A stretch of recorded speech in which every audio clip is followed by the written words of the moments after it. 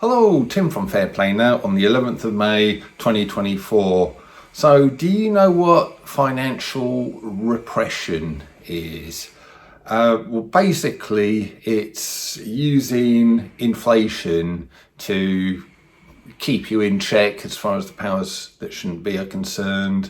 And inflation is perhaps one of the biggest taxes there is. People don't regard inflation as tax, but it's all about taking your money away from you and enriching the powers that shouldn't be. And we've all been kind of brainwashed to think that inflation is actually a good thing. But I saw a talk the other day from a guy who believes otherwise. He thinks that inflation is only there to benefit the powers that shouldn't be, and you and me would be way better off either with sort of zero inflation or even a bit of deflation.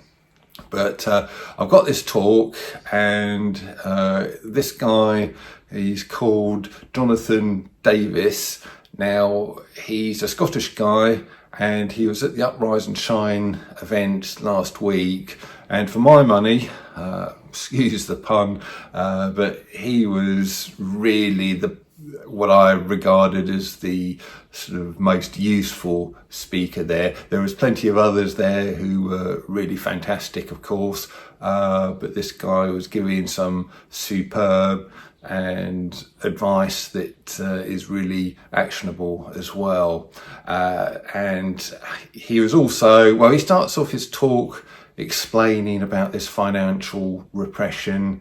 The powers that shouldn't be really don't need all of their sort of draconian stuff. All they need to do is introduce financial measures and we will be enslaved enough.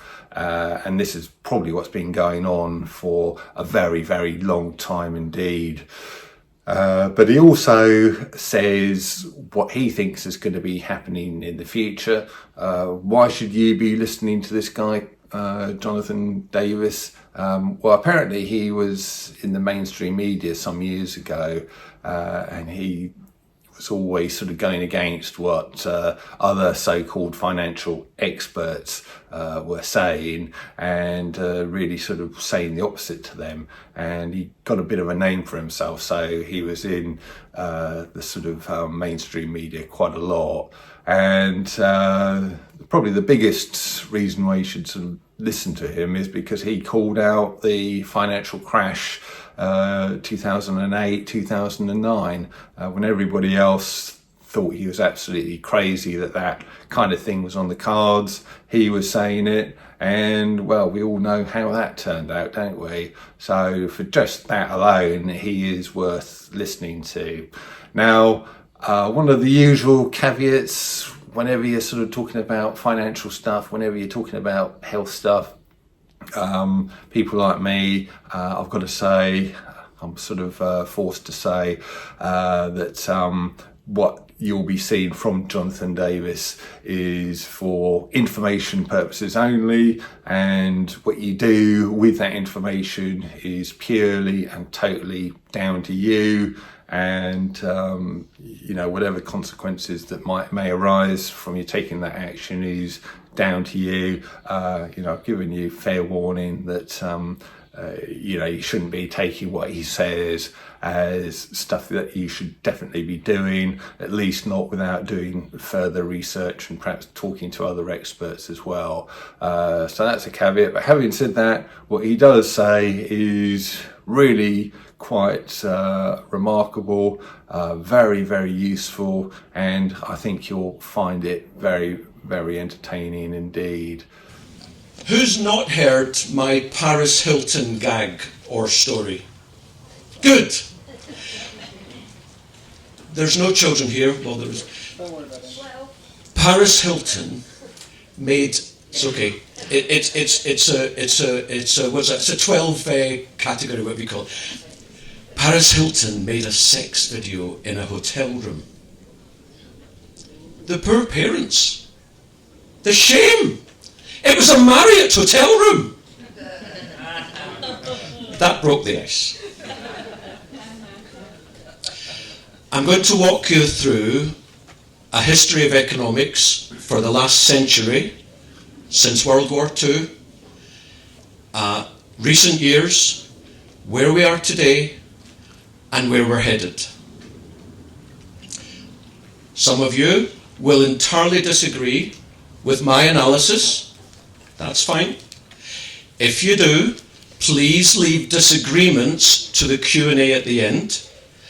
But if you'd like to ask me for clarification as I'm going through the presentation, because I'm using jargon, apologies, then do so.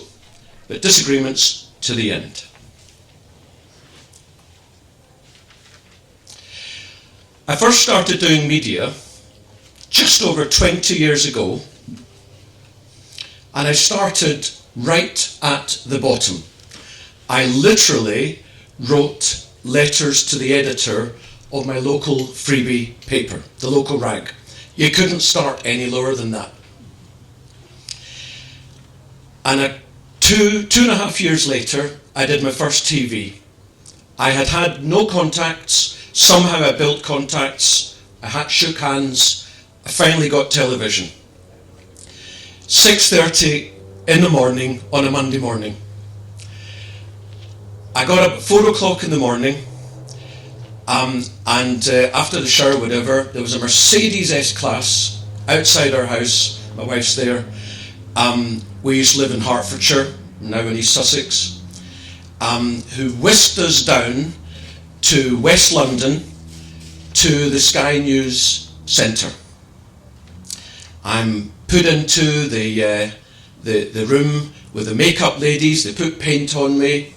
A couple of minutes later, there I am sitting in the studio. In front of me, Eamon Holmes. They're on their adverts, so they're talking amongst themselves. He's got his co-presenter there. I can't quite remember her name. And I'm sitting there. Shit, I'm just about to be on live TV. I'm going to fuck it up. 5 or 10 minutes later, talking about economics or something, I can't quite remember. It was done. They started reading from the auto cue. Someone said, run VT, the videotape. I'm quietly taken back. They take the paint off me. I go back into that car on the way. I met another B-list celeb. I can't even remember his name. He's around still. Donald McIntyre. Never watched any of his programs. And the car, at that time, I was just developing my tiny little practice. And I didn't have enough for my own office. So I was working under the auspices of a larger company and paying them a lot of money for the office, for the desk and so on. And I asked the driver to leave me a couple of 100 yards from the office. And I walked in, I sat down at my desk, 10 past 8, just smiled. I've just done live TV. Amazing. And the funniest thing was, not a single person out of the 40 or so in the company knew a bit about what I'd done. Because if they had known, they'd have gone apeshit. Because I work in a heavily regulated profession, and there's no way they would have authorised me doing that. And indeed, I didn't mention the company's name. It was all under my name. And that was October 2006. Within days, I had decided to set up my own practice under my name, and indeed I started working under my name from the 3rd of January 2007. I remember the date because it's the first day of the new business year.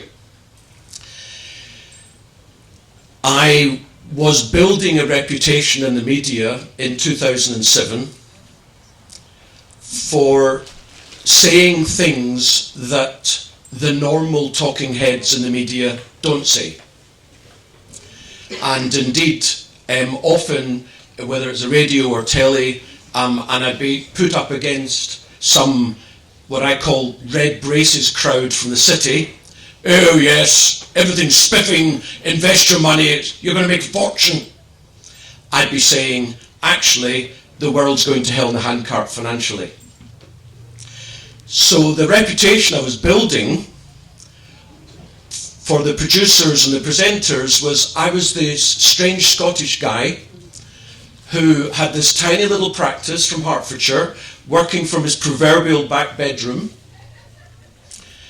so who they'd have on to laugh at, because I was saying something entirely different to what literally everyone else was saying.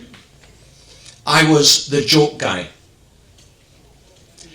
Anyone remember what happened in finance in December of 2007? Excuse me? No, that wasn't then. No, December 2007. It was indeed Northern Lock. The first banking collapse in the UK in around 150 years. Through depression, recessions, 1970s superinflation, 2 world wars. The first banking collapse in 150 years. The producers and the presenters stopped laughing.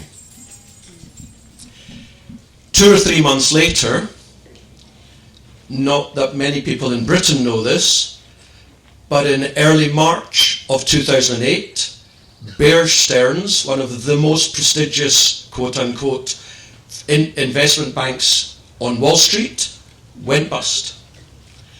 They got it taken over by JP Morgan, put under the carpet, and indeed there was a bit of a lull then through the rest of the spring and the summer. Indeed, the stock market rose. Just on that point, the stock market in fact peaked in October 2007. So it went all the way down, and then post Bear Stearns it started rising again. And yours truly was in the media all the time in 2008 saying we're still going to hell in a handcart. Very few people were listening. And then, as Pete said, in September, so everyone's back at school, back at college, September 2008, Lehman Brothers, the 5th largest investment bank on the planet, went bust. 3 weeks later, AIG, the largest insurance company on the planet, went bust. It was the biggest financial collapse in history. Bigger than tulips, bigger than .com, bigger than anything you've ever heard of. Clearly, my thesis was proving entirely accurate. I didn't know when it was going to start. I didn't know exactly how it was going to play out, but it was pretty clear. It's a bit like us doing a little bit of research and just looking behind the headlines, and it actually was entirely obvious if you asked the right questions. And the principal reason why I was saying what no one else was saying was because I worked for myself. I didn't have some board of directors or some guys above me. I was the me. And if it worked, great, and if it didn't, then I only had myself to blame, as it were, and it would cost me financially. But I knew my analysis was sound. And indeed, because every couple of months apparently there was something new in the headlines, you may not recall, but house prices kept falling in 2008. They fell 20% in that year. So I was invited again and again, sometimes 2 or 3 times a week, to talk in the press or the radio or the TV. Less so for the TV. Clearly, I've not got a face for TV. One particular media event sticks in my mind, is worth mentioning. I was about to go live with on the British Bollocks Corporation with that lovely, lovely man, Jeremy Vine, on Radio 2. It's actually not about him, it's just that was the programme. And I walked into, everyone knows what the green room is. Yeah? I walked into the green room, there was a bloke there, I knew I was going to be up against a guy. I was the free market, the capitalist.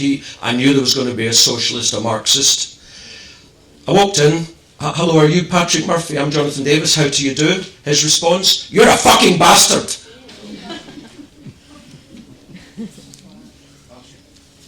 Marxists are such lovely people. And of course the objective, that this is what they do, was to put me off my stride. Well, I held my own. And to give you an idea of how pathetic the media is, not that the people in this room need any more evidence. Professionally, my practice was going great guns. I trebled my practice from the beginning of 2007 to the end of 2008 because of the things that I'd been saying in 2007. People were watching, then Northern Rock happened and Bear Stearns, so people started contacting me because they knew I might actually know some stuff worth knowing, worth hearing. By the end of 2008, we were a massive company, massive. There was 3.5 people in our company. This is how pathetic the media is. I became the go-to guy for the UK media for what's going on in economics and markets. Me, working from my proverbial back bedroom, this tiny, tiny, tiny little firm in Hertfordshire. Not the city, not the skyscrapers. Because I was the only one they could find who was actually saying what was reality. That's how pathetic the media is, as you well know now. And of course, what happened post-Lehman's, post-AIG, the Swiss banks, the French banks, Greece, Ireland, everything collapsed. What happened afterwards? They bailed every bugger out. They bailed the billionaires out. They bailed the bankers. They bailed the depositors out. I've still got clients today who, this was before my time, as it were, but they had a lot of money in the Icelandic banks. You may recall the entire Icelandic banking system collapsed. There's no way on earth that these people should have been bailed out. There was no taxpayer guarantee for foreign bank deposits. UK, but not foreign. Homeowners were bailed out. Some of you, many of you were bailed out. They slashed interest rates from 5% to 0.5%.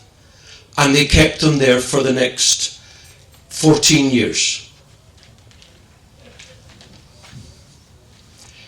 In my naivety, so 2008 I was 45, in my naivety,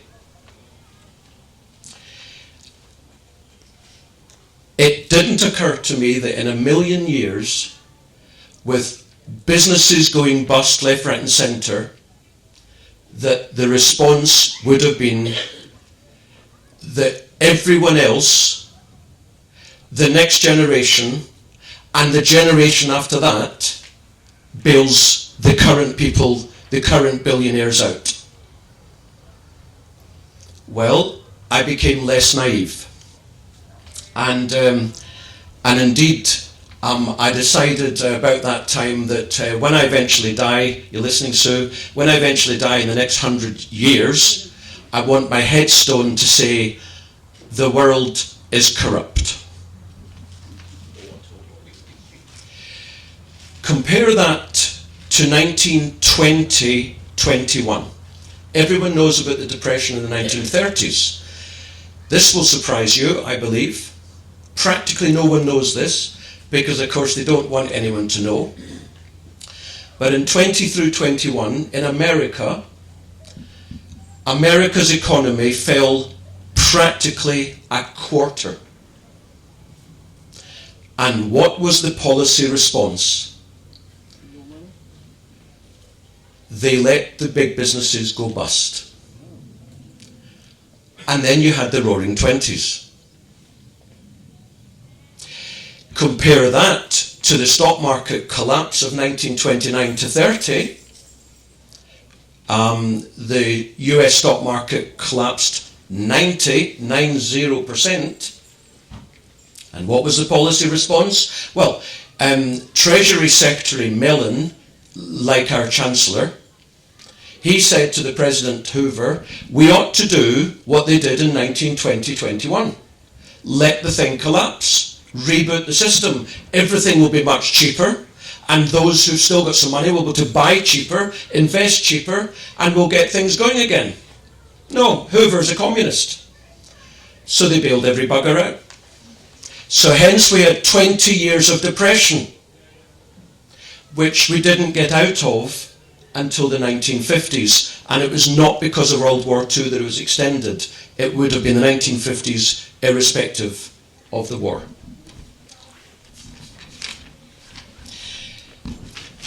Anyone who believes that the bailouts represents capitalism needs to do some research. It's the opposite of capitalism. It's socialism, aka Marxism, aka communism, aka feudalism, aka globalism. Because capitalism without bankruptcy is like Christianity without hell.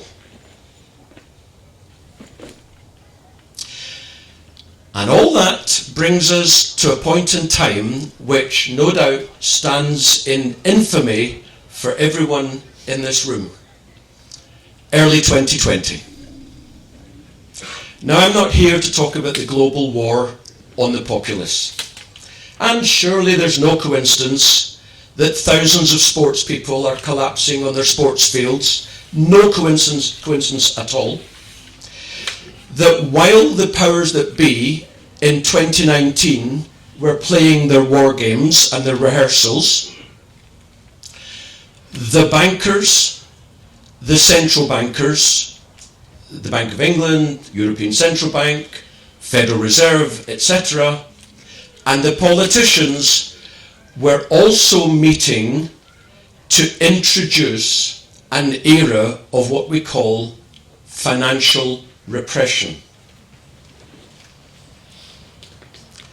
I might just say that in 2021, I radically altered my headstone. Does anyone remember Hitchhiker's Guide to the Galaxy? Early on in the story, Ford Prefect whisks the Englishman in the dressing gown up to the Volgon, whatever. Volgon. Thank you. Spaceship, because the Volgons were going to destroy Earth. And the Englishman says, what's going on? Who are you? Well, I'm Ford Prefect. I'm a contributor to the Hitchhiker's Guide to the Galaxy. Well, what's that? What does it say about Earth? Well, it's been radically altered from the first edition. Well, what was in the first edition? Earth. Harmless. Well, radically altered. What does it say in the second edition? Major change. Earth. Mostly harmless. So I've radically altered my headstone now to, this is 2021, and we know what was introduced then. The world is corrupt and evil. I said reintroduce financial repression. The first time we had financial repression was when the same crowd, the bankers, the central bankers and the politicians met in 1946-47. And they were horrified about the amount of debt that had been taken on to pay for the war. Well, thank goodness they did, because many of the people in this room wouldn't be alive, and we certainly wouldn't have had the relative freedom that we had up until 2020. And the amount of debt itself is not the issue. It's the ratio of debt to the economy, debt to GDP. It was 150% of GDP, and that was horrific. So what they decided to do was bring in, amongst other things, inflation. Because you know, inflation doesn't just happen. In fact, if the politicians got out the way, we'd have deflation year after year. Everything would get cheaper. And what does inflation do for their objective?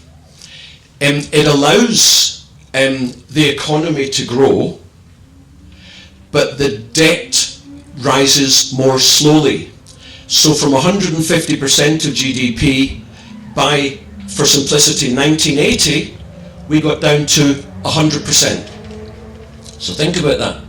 It took them over 3 decades to get from 150% debt to GDP to 100%, over 3 decades. And they deliberately did it slowly so that the people wouldn't realize what was happening. Until, of course, the 1970s. So the 1950s, inflation is very shallow. You get millions of men demobbed who will take any work whatsoever at whatever wage. Inflation started picking up in the 1960s. Some of you may remember or have heard of Harold Wilson devaluing sterling, pound sterling, 14% overnight. The pound in your pocket will be unchanged. All of a sudden, everything we imported was 14% more expensive. And then, of course, we go into the 1970s. Do you want to? We go to the 1970s when we got a peak of inflation at 25% per annum. Again, some of you may, like me, just about remember having dinner one evening in candlelight because we ran out of power. There was a general strike. Why? Because, of course, up until the 1970s, we were a communist country. Clearly, we're going back to that. Because the state basically owned everything and employed practically everyone. The power workers, the electricity, the gas, the coal, the transportation. And year after year, as inflation soaring in the 1970s, the Minister of Works, or whatever the term was, would offer a wage rise materially lower than inflation. So year after year, the standard of living of the workers was falling. And eventually the workers rightly said, enough's enough. Now that was actually the peak in inflation. And interest rates, which got up to 15 to 20%.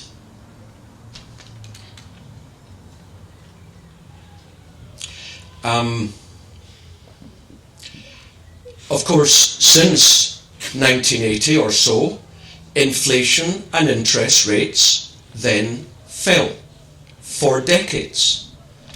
So we had 3.5 decades of rising inflation, rising interest rates, and then we had 4 decades of falling inflation and falling interest rates. Now you recall that the powers that be were horrified that debt to GDP in 1946-47 was 150%. Well, in 2022, it was 300%. And just considering that for decades, inflation and interest rates fell, you believe that house prices rose like that just because? No. House prices soared like that because interest rates collapsed over 40 years, and also banks lent more, debt soared. Debt was 100% of GDP around 1980. By a couple of years ago, it was 300% of GDP.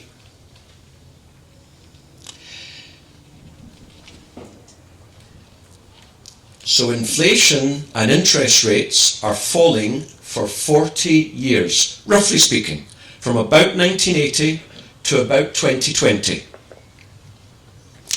And it's in 2019, as I say, that they met and decided to bring back financial repression.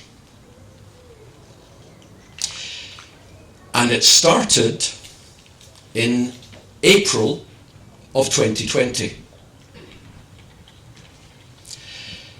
And what have we seen in the last few years, couple of years? We've seen interest rates soar. We've seen inflation soar, the cost of living, the cost of doing business. And how do I know that financial repression number 2 started in April 2020?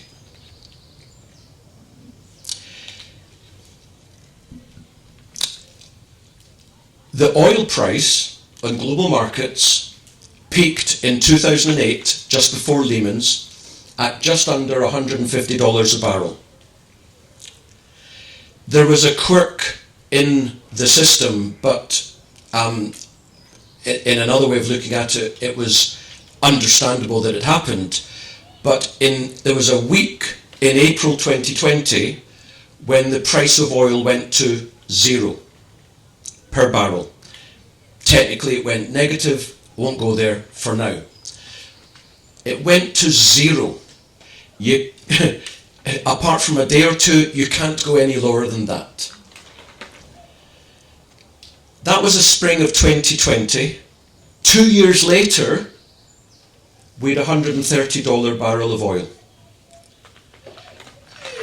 Just as an aside, as part of the brainwashing, they wanted everyone to believe that the reason why energy went through the roof is that nasty man Vladimir Putin.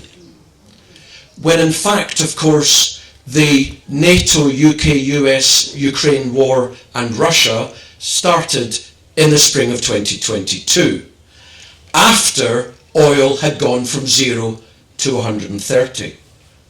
And incidentally, over the next year, oil went down to the 60s. $60 per barrel, during which there was still that raging war. So that's part of the brainwashing. So inflation soared from 2020 to 2022. Indeed, in October of 22, we got a month's statistic of CPI, of consumer inflation, which was the highest percentage that we'd seen in this country in 41 years. Now, oil came down, other things came down, and the rate of inflation has abated since then. It fell consistently for the next year, and it's been gradually, slightly trending up since the end of last year. What we can expect is 2020, inflation's down there, it's 0.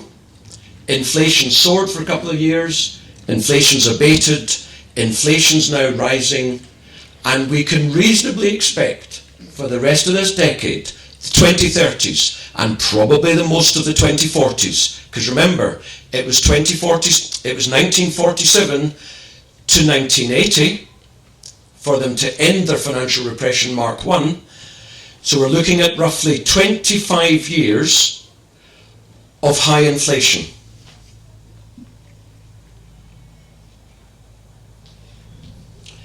I mentioned to Pete earlier, in a funny, that in the year 1799, they introduced a temporary tax. It's called the income tax. Most people believe the income tax is the biggest tax. It's not. Anyone know what the biggest tax is? VAT. No. Inflation. Thank you, well done. Because it's the thing that they don't talk about. And it's the way that they achieve that the politicians and the bankers get out of the mire that they put us all in. Check my notes. Yeah. And let me assert that there is not an example in history or geographically across the world where inflation has brought prosperity for the people. Deflation brings prosperity for us, the bottom 90%. I'd love it myself. You have your views. I'd love it if food was cheaper, energy was cheaper, filling up my car tank was cheaper, mortgages were cheaper, rents were cheaper, holidays were cheaper. My standard of living would rise.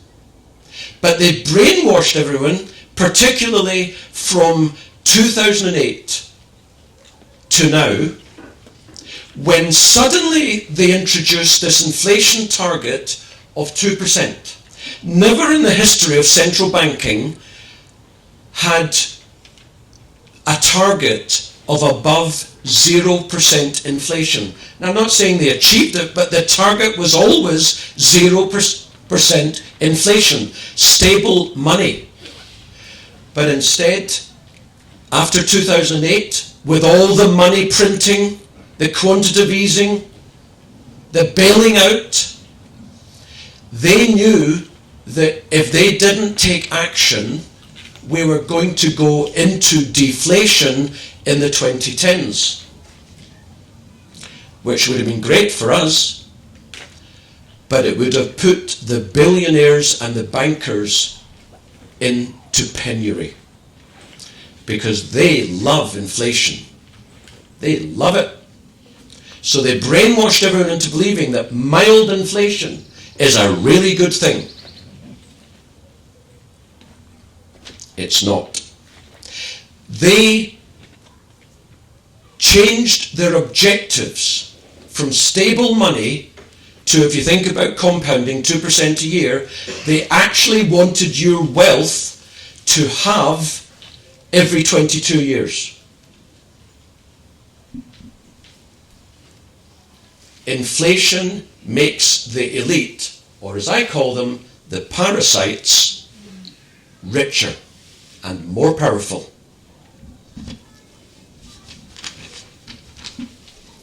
So how does financial repression, which we've now been in for the last 4 years, affect us? Well, first of all, I've gone through it. Inflation. And if you think about the decades up to 2020, particularly 1990 to 2020, 3 decades. 28 of those years, inflation peaked at 3%. For 2 of the years, inflation went up to 5%. We had low inflation, low cost of living rises for 3 decades. Now, really look inside and tell me that you didn't feel more prosperous by the 2010s, after the 90s, the 2000s, the 2010s. With lots of things getting cheaper by the year, by the decade. Primark, Aldi, Ryanair. The fact that Ryanair's shit, but Ryanair. Food got cheaper. Clothing got cheaper. Holidays got cheaper. Electronics, and so on. I remember on a podcast saying that, I haven't got my phone with me, imagine I'm holding a phone here. It holds 25 different things that we used to spend thousands of pounds on in one item. Scanner, camera, telephone, recorder, calculator, you know what I mean. That's deflation. That's good deflation, good technology. That was 30 years of low inflation.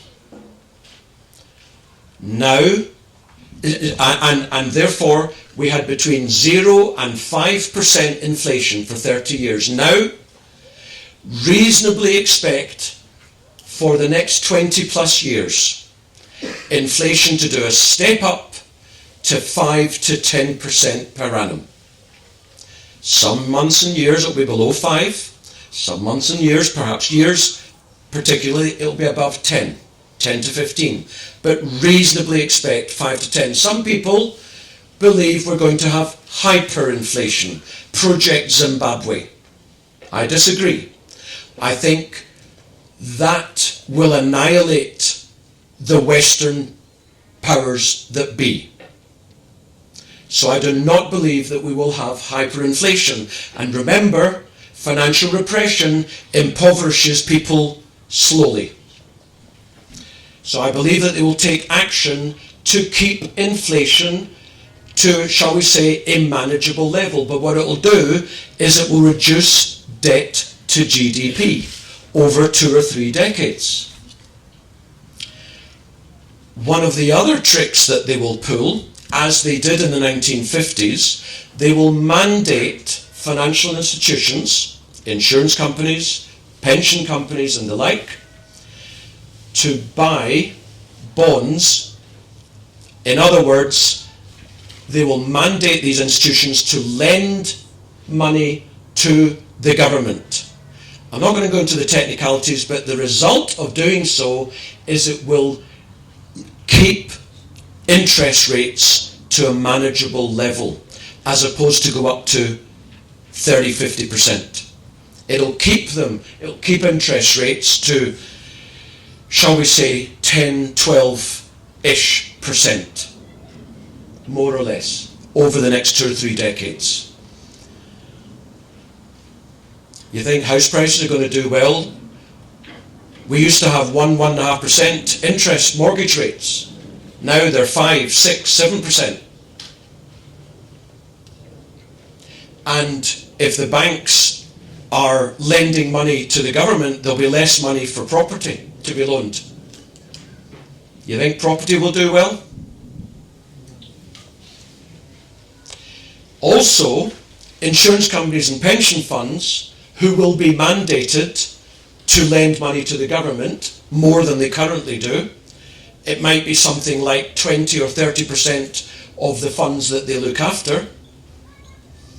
Where are they going to get the money? They're going to have to sell things in order to lend to the government. So they'll sell shares.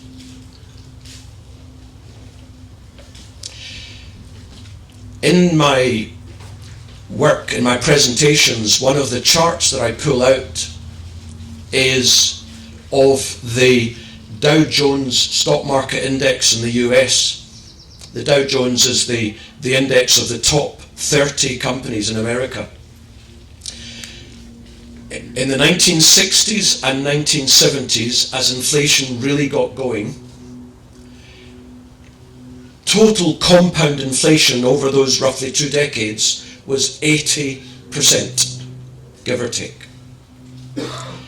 And in 1965, I think it is, the Dow Jones index stood at around 1,000. In 1982, nearly 2 decades later, the Dow Jones stood at around 1,000. So for nearly 2 decades, stock market did nothing while purchasing power was annihilated. And one of the reasons for that was because the institutions had to sell shares year after year after year and lend to the government. And incidentally, again, I'm not going to go into the technicalities, but take it as read, this lending to the government, as I say, the jargon is you buy bonds. As interest rates rise, bond prices that you've bought fall. Interest rates rise, bond prices fall. So these insurance and pension funds were buying bonds as interest rates were rising and losing money year after year on the bonds and making nothing on the shares. So if you were a pension fund holder or an investor generally in the 60s and 70s, by 1980 you're annihilated. And also, of course, property didn't do anything in the 60s and 70s. So think about that. The main asset classes that people invest in, you and me, pension funds, Most people here will have a private pension fund, stocks and shares ISA. Perhaps some have even got a family trust. You invest in shares, you invest in bonds, and you invest in property. There are other things, but that is normally at least 90% of what you invest in.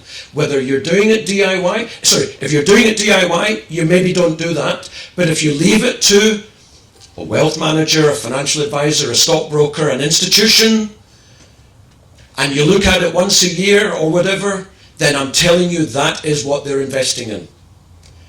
And in financial repression, stocks, bonds, and property will not cut it. The inflation will kill those assets for as long as you can envisage. And those are the assets in which you invest. The third thing that they will do, so the first thing was inflation, second thing is mandating to buy bonds, the third thing is they will bring back in capital controls, be it via CBDC, probably, but they will bring in capital controls. You know, in the 1970s, if you went on holiday, you couldn't take out more than £25. Now, even with 45 years of inflation, it's still not a lot of money. No more buying gîtes in La Dordogne. No more sending £100,000 in gold bullion under a Swiss mountain. They will imprison you financially in this country. Never mind the other imprisonments. So, property is not going to cut it. It's not going to increase your wealth, your purchasing power, your standard of living, as it did for decades. Investment funds are not going to cut it, as it did for decades. Here's an interesting thing. Has anyone got any idea, from early 1980s to 2020, has anyone any idea what was the average annual return of investment portfolios, be it Mr. and Mrs. Miggins or the multi-billion teachers pension fund? No, it was 5 to 6% per annum. Now, for 3 decades, as I said, inflation was around 3%. Happy days. You achieved returns of greater than inflation. Mr. and Mrs. Miggins were happy. The trustees of the Teachers' Pension Fund were happy. The investment industry was absolutely ecstatic because the money kept coming in and they kept managing it. Thank you very much. But since 2020, look at your statements of your long-term investments. Compare it to inflation. Go to your guys and say, how much money have I made in the last few years? And don't allow them to compare it against the other investment guy. Get them to compare it against inflation. And not even CPI, consumer, but RPI, Retail Price Index, which is the highest statistic we have. Now, I'm not saying that these statistics are accurate, but it's what we've got to play with. So compare your investment performance with RPI the last few years, and you will be shocked. I know what you're investing in. The question is, will you continue to do it that way? Because if you do, I guarantee to you, you will become even more impoverished, apart from anything else that they're going to do to us. Those investment portfolios worked for decades. They no longer work. And they won't work for the next 2 or 3 decades. Just like the 60s and 70s. Cash. You got some money in cash, it should be earning 4 or 5% before tax, so okay, it's 3 or 4%. And that's more or less slightly under where current inflation is. And you think, well, that's all right. And yes, it is for short terms. But what did I say that inflation is likely to be for the next 20 years? 5 to 10%. Some years will be higher, some lower.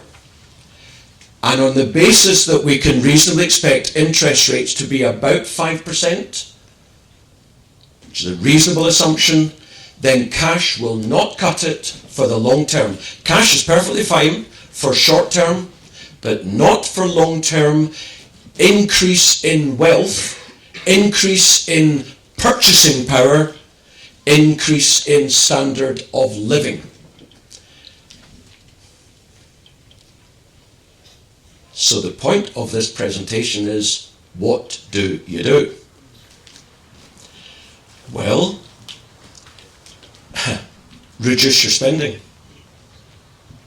I'm not saying it's easy, but cut your cloth according to your circumstances. That's one reality. It's one option. And by the way, the solutions are not mutually exclusive. You can do a bit of all of this. 2, increase your earnings. I'm not saying it's easy. You know, mortgages were 1.5%. And then as people ended their fixed rate mortgages, 2 million households in 2023 and 2024, they go on to variable rate or a new fix. Their monthly mortgage cost has gone up 30 to 60%. Not counting the food, the energy, the fuel, the clothing, the holidays. Do you know anyone who's at a 40% wage rise, net of tax?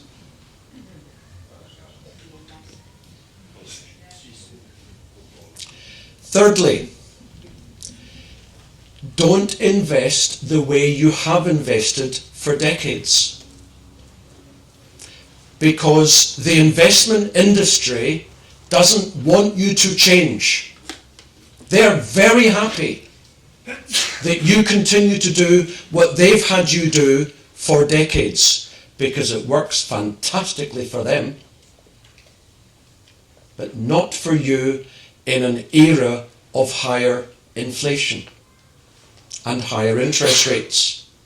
So instead, invest in the things that will achieve above inflation returns. In the 70s, in the early 70s, gold, 1 ounce of gold, 1 sovereign was $35. By 1979-80, it was $600. Oil, on a long-term trend basis, has just gone up in price. Food, agricultural produce, they've just gone up long term. They call it shrinkflation. Do you remember wagon wheels used to be this big? And now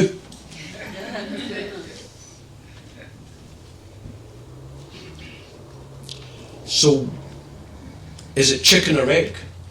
Is it inflation or oil, gold, food, copper, iron, commodities? Is it inflation that goes up or commodities that goes up first? Or is it commodities that go up first and then inflation? It doesn't matter. Commodities, gold, oil, copper, wheat, silver,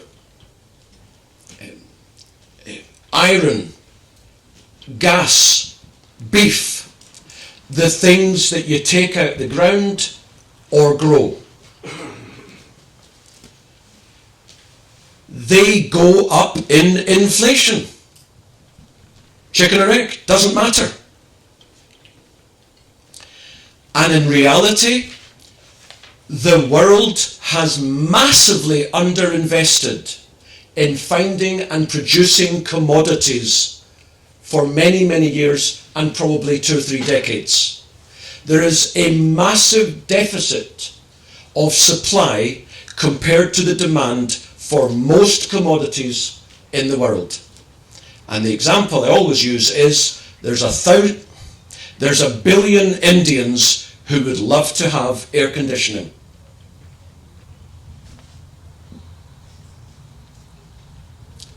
Gold.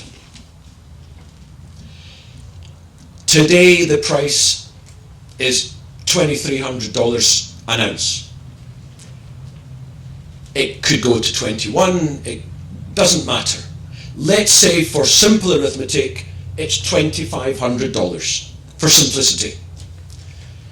I am saying to you what I say to my clients. Gold within 5 years, it might be 4, it might be 6.5, but within around 5 years, gold will be $5,000. That's 100% gains, which in compounding terms is 15% per annum, which should exceed inflation. Within 10 years, and I don't think we'll see any higher than this, but within 10 years, you're looking between $5,000 and $10,000 an ounce. Because of what the governments are doing, borrowing, borrowing, borrowing, spending, spending, spending. Who remembers the lady in the 1970s who won the pools? What are you going to do with the money? I'm going to spend, spend, spend. And 10 years later she was bankrupt. Now there's a metaphor, isn't it? I am saying that within 5 to 10 years, within 10 years, you'll make between 100 and 300% on gold. Silver is gold's little brother. 1 ounce of silver is $25, give or take. $50 is a no-brainer. Within 5 years, I think you're looking at $100. In 2011, the last mega bull market for gold and silver, silver went vertical for 2 or 3 months. It went up to just under $50 an ounce. And it's still nowhere near that even today, but it's going there. There will be, within the next 10 years, there will be a couple of months at some point when silver just goes vertical. And I truly believe that sometime within the next 10 years, silver will be anywhere between $250 and $500 an ounce, but just for a couple of months. You're looking at, therefore, between 300 and 1,000 and 2,000% growth over the next 10 years. You'll annihilate inflation. You'll raise your standard of living. Oil was zero 4 years ago. It went up to $130 a barrel. It went down to the 60s. It's currently 75, 80. It could go back to 60, 50, doesn't matter. Expect within the next 2 or 3 years oil to be $200 a barrel as the inflation kicks back in, particularly after the presidential election in November.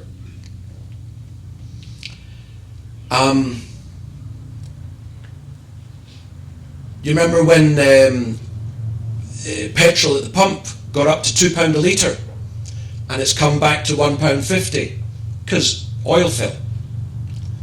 Expect £2.50, £3 a litre in the next few years. This is by design, right? This isn't just mechanics, this is a deliberate program being rolled out in order to... The reason why we are massively underinvested in commodity finding and production is because of the globalism, which they mask under climate change. Of course, 30 years ago it was global freezing, then it became global warming, now it's climate change. So therefore they say you can't invest in these companies. You can't invest in Exxon and Shell. You can't invest in gas. You can't invest in farming. You can't invest in copper mines. Bollocks. But that's the reason why we're underinvested, and that's why you are being hit in your pocket month after month, year after year. Is it not true that JP Morgan is controlling the gold price? It's a silver price, and yes, although the cartel is ending, that's why we are entering a number of years of gold and silver going to catapult, because the cartel is losing its power. If you are concerned about investing in commodities themselves, where would you put the gold? Where would you put the silver? Where would you store the oil? Buy the companies. Buy the energy companies. Buy the mining companies. Don't even buy the companies. Buy investment funds in your pension, in your whatever savings plans you have, your investment plans. Buy natural resources funds, mining funds, commodities funds, and the managers there will invest in the companies that they deem to be the best in those sectors, and then leave them to it for a number of years.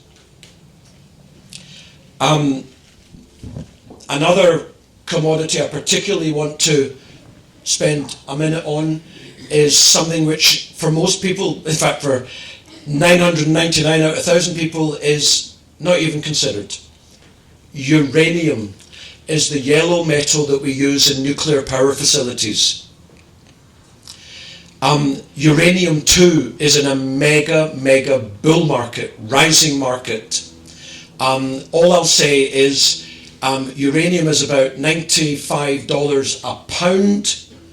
Easily it'll be 200, 300, 400, maybe 500 at some point in the next 3, 5, 7 years. And that will also be reflected in the mining company share prices.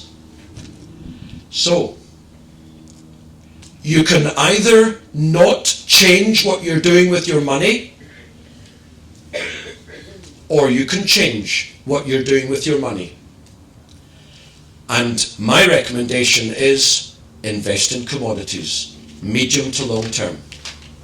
Q&A. So, Scott, why gold and silver?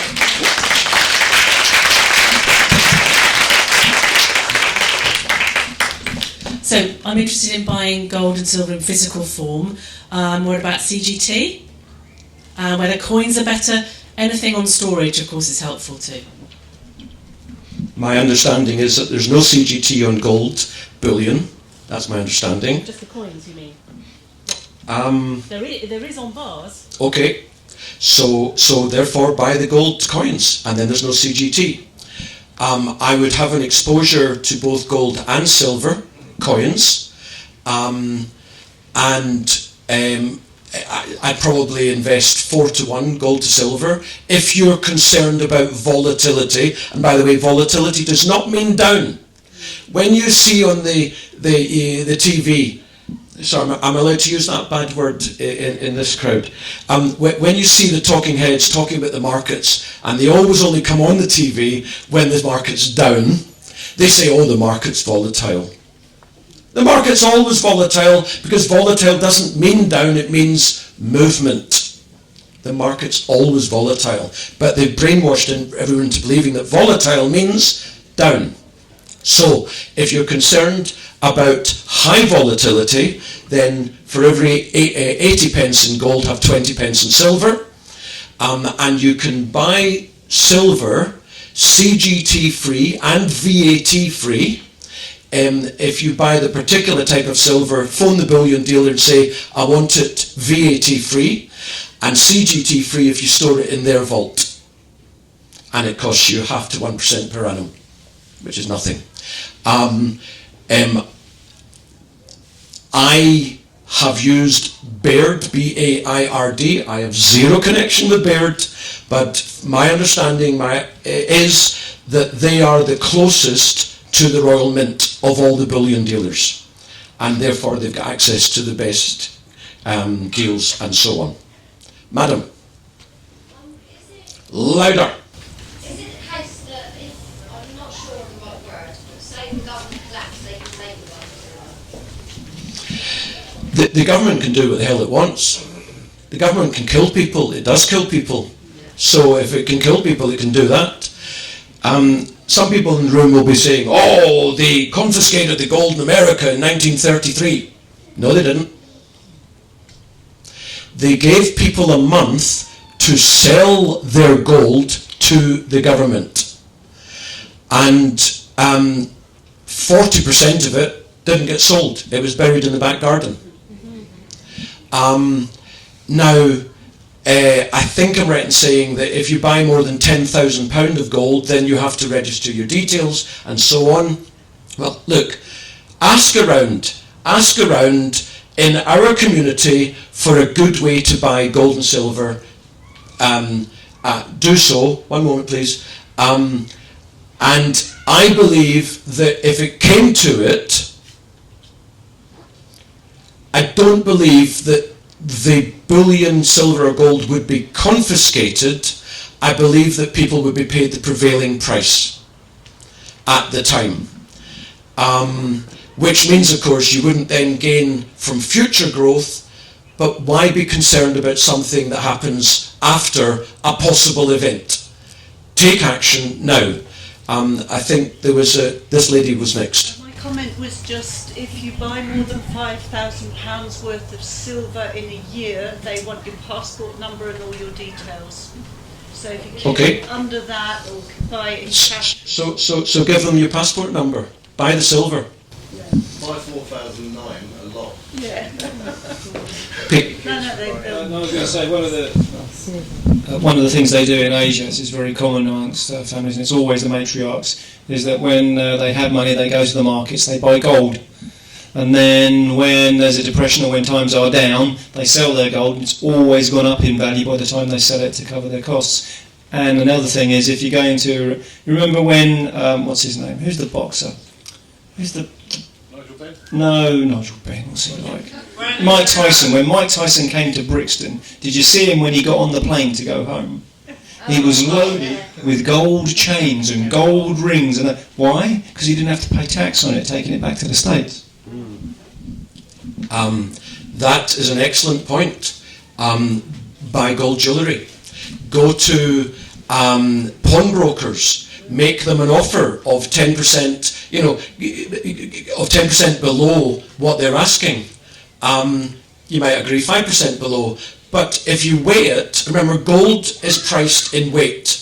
And with jewellery, they add on the artistic value and so on. But if you sell that gold to a dealer, they'll just melt the thing. It becomes part of a kilo of bullion. So, artistic value is nonsense. So go to a pawnbroker, see the chains, weigh it, compare it to the prevailing price of gold, and I'm telling you, it's going to be about the prevailing price, and then make an offer. That's a great way of buying gold and storing it, and no one gets to know who's bought it. Madam. When you were saying about the increase in the gold and silver in the time scale, I know obviously it's not totally accurate, but I've heard other people say about the silver that it will go up to a certain, then people have speculations as to what the high would be. You said you thought the high would last 3 weeks, but are you then saying, you said it hit Sam, you said 500 for 3 weeks? Pretty much. I'm not holding you to that. I'll just say, and then you'll ask your question. So my belief is that sometime over the next 10 years, silver will trade momentarily for a month or two, anywhere between $250 and $500, and then it will just crash. Now, my question was why? Why do you think? So you mean Markets are funny things. Most professional investors buy after something's gone up a lot. So you would be better off if you have silver to sell before you thought the peak came? Indeed, the most successful investors always advise sell early. A name which is of course in infamy, Nathan Maynard Rothschild, said Always leave something for the next guy. It's absolutely the best practice. When you feel yourself an absolute genius, I'm amazing, look at all this money I've made, I'm going to make so much more money, I'm so clever, that's the time to sell. I'm not kidding. Other precious metals, I see palladium go brilliantly after like the last 15 years. Platinum's right down compared to the price of gold. All the Ukraine rubbish, I see it going right back. What do you see? I think platinum's going to be brilliant. Am I wrong? I've no idea. They are such tiny markets. They are so little invested in that one investor could move that market. So unless you are an absolute expert in one of those or either of those markets, steer the hell away. They're used in scientific instruments, platinum a lot, and like combined crucibles and stuff. Great, so that'll be reflected in the price. Yeah. But the price in a mega bull or a mega bear is nothing to do with intrinsic value or usage. It's what I was alluding to a couple of moments ago. When a market goes up a lot, that's when people start buying. When market goes down a lot, that's when people start selling. That is just the name of the game. That is the investing world. Palladium went right up because in Asia they use that as jewellery. Okay, So well, that's what made me think that. well, maybe you're right, but you know they use silver in solar panels. They use gold in people's teeth. There are 101 reasons why you should buy or why you should sell. And ultimately, unless you're an expert in a particular market, steer clear. I believe we're at a time where the past no longer represents the future. So where in your analysis is the place where the whole cabal freak system is crashing and going to implode on itself completely? And we'll have to start with a whole new system. And I believe it to be soon. When the likes of Greece went bust in 2008, they defaulted on all that debt. What that meant was they said, yes, we'll pay you the debt back, you lenders, over the next 50 or 100 years. That's one way by which you default, you crash. When Argentina would default on all the debt, they'd say, piss off, we're not paying you. And Argentina would become an economic pariah. That's a second way of crashing, of defaulting. Thirdly, they could tax us all to kingdom come. Well, they're not going to do that because they'll not get voted back in. So instead, they do it by inflation. And what you're saying, and many other folks say, that there's going to be a massive implosion, that we're going to go back to the caveman. I don't think we will, because that will affect the billionaires and Klaus Schwab, and they're not going to let that happen. Instead, they're going to inflate us away for decades, exactly as I've been presenting for the last hour. I don't think there will be a major cataclysmic implosion. I could be wrong. Monetising bills of exchange, money orders, international bills of exchange. How do you go about doing that? No idea. Does cryptocurrency fit into this anywhere? I was wondering when that would come up. The bit bugs have come. Any other bit bugs? There's a specialist over there. Sam, he normally presents on. Yeah. Have we got gold bugs as well? Well, we've got. I'm going to suggest to people, if you're interested in, if you get the light paper, Chris, thank you. Chris, he's presented here last year, I think it was, of Knight's Bullion. And so he's an awake chap, so, take a light paper, give him a call, mention, that you were here, and he'll look after you, so he knows what's going on that market.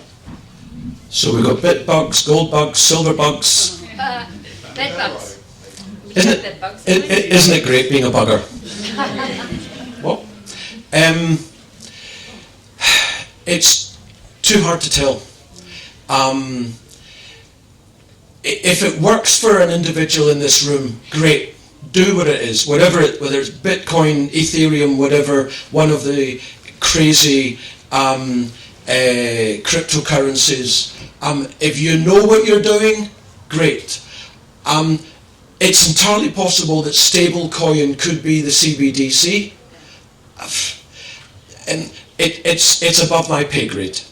If it works for you, great. If you don't know about it too much, don't be enticed. Siren songs are very strong. I thought there was someone that no. Pete. So I don't know if you saw my talk, but CBDC is a digital slavery system, right? So that's where they're going. That's what they're implementing. Right? When that happens, rather than have it happen, how do we stop it? How do we stop CBDC? Yes. We don't. Well, then what's the alternative? I'm not participating in it because that's slavery. Sure, of course it is. It's not slavery. Well, yeah, of course it is. If the politicians, the bankers, the central bankers want something to happen, it happens. As to when it's going to happen, that's the question. It's not going to happen this year. It's unlikely to happen next year.